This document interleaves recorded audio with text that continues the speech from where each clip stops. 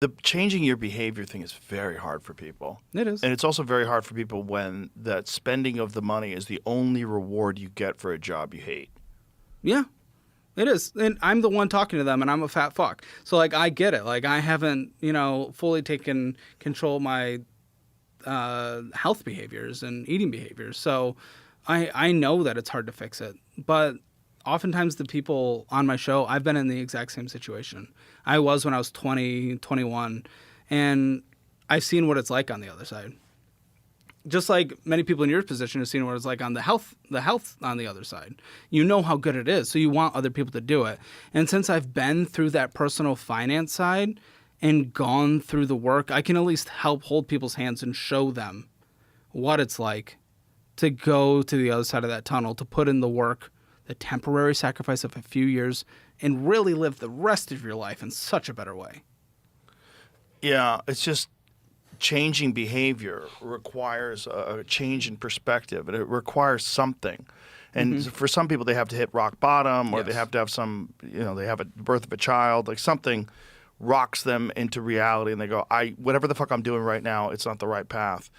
But it's just so hard for people when they're playing this blame game, and they're looking at successful, wealthy people as being the problem. We'll get Jeff Bezos and his fucking yacht. Like, that has nothing to do with you. Yeah. It's not why you're broke. And you should look at him and go, how the fuck did he do that? How can I do that? I want a yacht. Fuck it. Let's go. But no one's doing that. They're instead deciding that they're a victim, deciding that the game is rigged, deciding that there's a cap on their ability. Meanwhile, this is, if there's any place on earth where you have the ability to rise from the bottom to the top, this is it. This is the spot. There's no place better. You could say it's not fair, but what does that mean? It's possible. Like, you could do it. People have done it. You just have to figure it out. And, like, you have to spend less time playing video games, less time smoking weed, less time doing nonsense, and more time plotting your fucking future. Yeah. Figure out what it is. I think there's also a problem in a lot of people have something that they really want to do that they're not doing. And they're not pursuing that. And so then they're even more bitter because they're spending time doing this job that they hate, which sucks. They think it's taking away from their ability to do this other thing, which sucks. And then they come up with all sorts of rationalizations for why they're not doing it. Yeah. No, but what you said is 100% correct, but let me phrase it back. Yeah. It's not fair. The world isn't fair. Now what? Right. It is what it is. Like, it is. Okay, so accept that. Are you going to sit on it and cry? Like, that's the only option, right? It's that or do something. Well, you're denying people's feelings, Caleb. I am. You're denying people's feelings, and that's very right-coded. Yeah. That is, right? That's the argument, isn't it? It is. It is. Like, I don't know, man. Right-coded is fun. If people word. if they're getting the bullshit degree and they borrowed a shit ton of money for it, that's not my fault.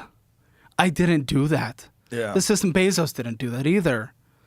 They say, well, sociology and stuff should pay more. Okay, the market's determined it didn't. So now what? You still get to choose what you do, what business you start. You might fail 1,000 times, but you have so much more agency than people right now are willing to accept. And that's all I really care about telling people in the end. That's all. You have agency. Take some personal responsibility. You are not the disabled person that actually does not have agency. Right. Because there are people that don't. Right. You're not that. Right.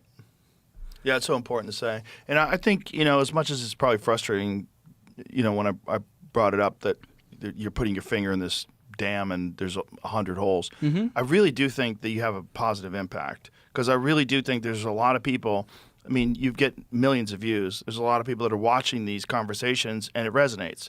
And they go, this is me. He's talking to me and he's right. Fuck. What do I do? And at least it puts them in this mindset that a change needs to take place. Yeah, exactly. And then you give them tools. You give them, like, you explain to them what the steps that they can take.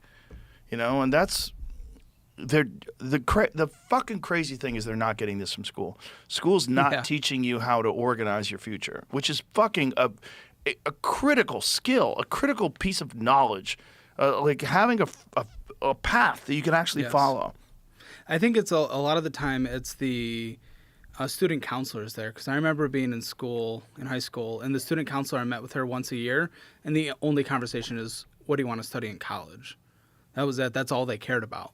Right. And it's fair for most people. College does still have like a 60% premium on those without a degree on average. But that's the only conversation, and it is becoming less and less valuable as every year goes on. And if that's all school cares about, they don't care to even show you how to. Okay, I mean, full admission here, and I'm going to look like the most beta pussy in the world, but I don't know how to do a fucking oil change. I don't. Why didn't school teach me that? Why? Why wasn't there any life skills? Now, I have the personal responsibility. I can go teach myself that right now, but I have a Tesla, so I don't need to.